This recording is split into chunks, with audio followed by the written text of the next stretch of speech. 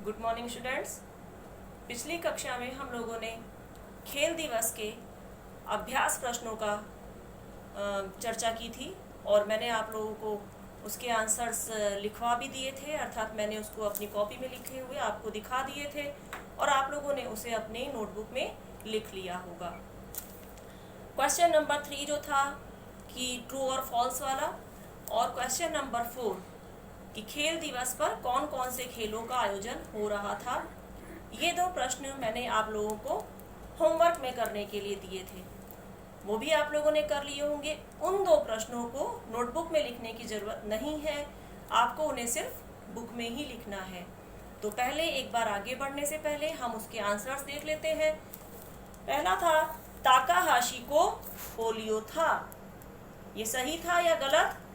गलत है, क्योंकि ताकाहाशी को पोलियो नहीं था, यासुकी चान को था। क्योंकि आगे लिखा है ना, आपको ऐसा स्पष्ट कहीं नहीं लिखा है कि यासुकी चान को पोलियो था, लेकिन यासुकी चान ऐसा लिखा हुआ है ना कि यासुकी चान जैसे विकलांग बच्चे।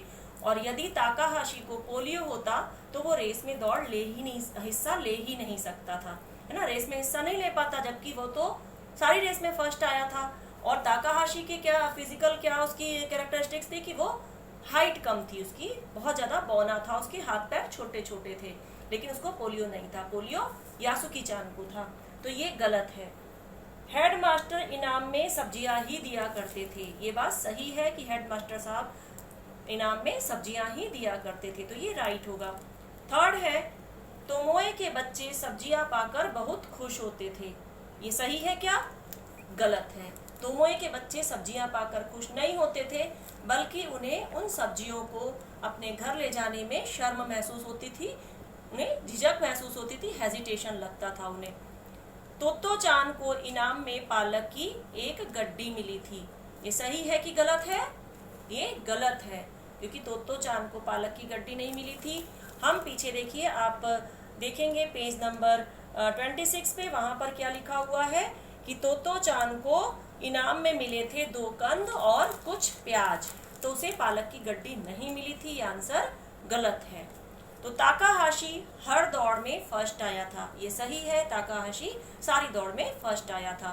तो ये हमने देख लिया कि कौन से सही है और कौन से गलत है।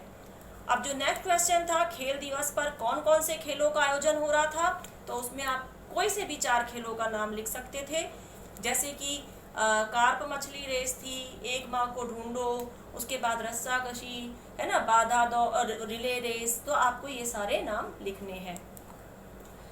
अब अगला जो है प्रश्न है वो है पाठांश, अर्थात गद्यांश भी जिसको हम कहते हैं। पाठ का एक अंश यानी कि पाठ का एक हिस्सा आपको दे रखा होता है और उसमें उसको आपको पढ़कर और उससे रिलेटेड प्रश्नों के नीचे जो प्रश्न दिए हैं उसके उत्तर देने होते हैं।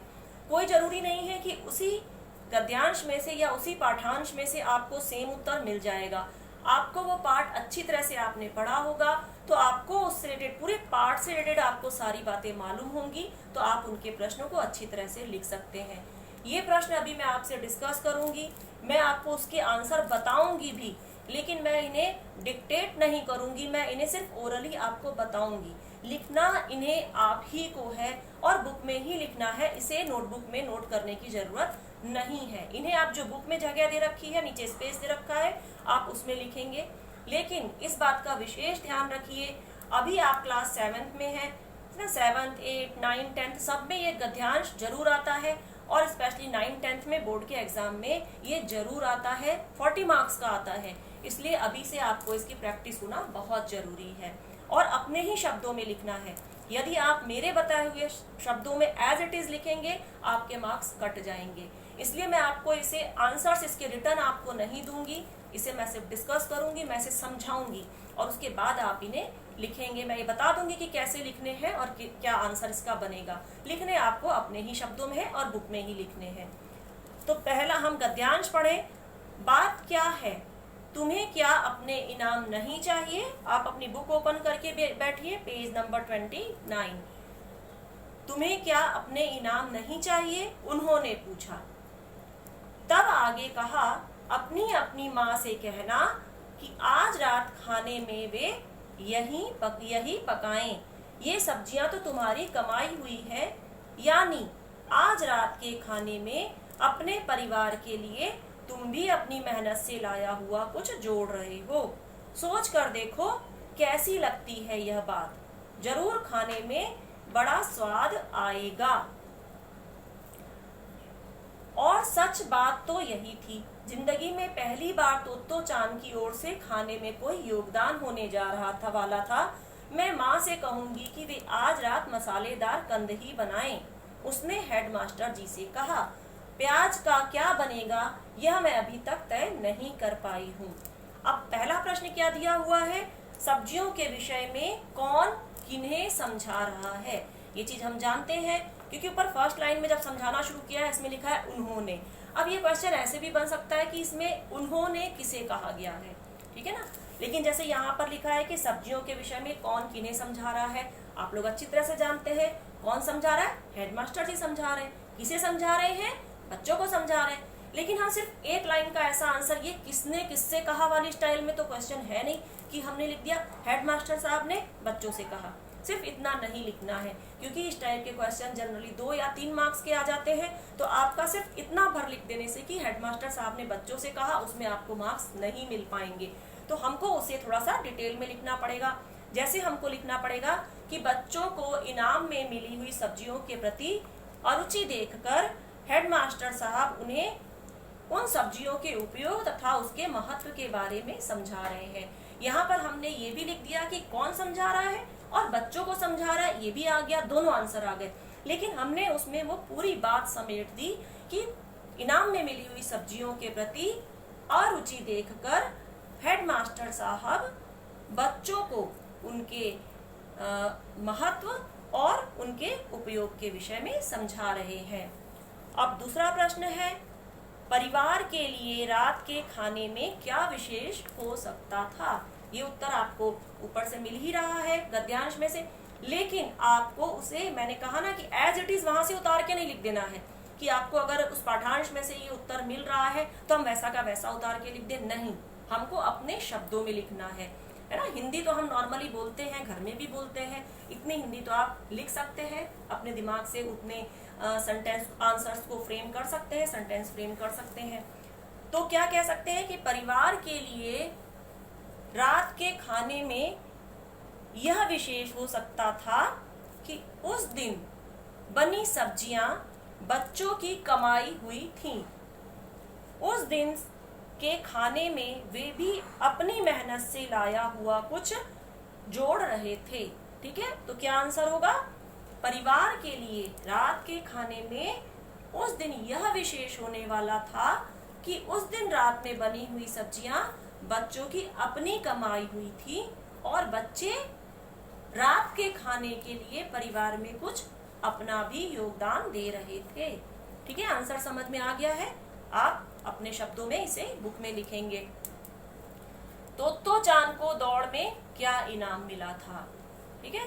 तो आंसर क्या होगा, तोत्तो चान को इनाम में क्या मिला था, 2 कंद तथा कुछ प्याज मिले थे।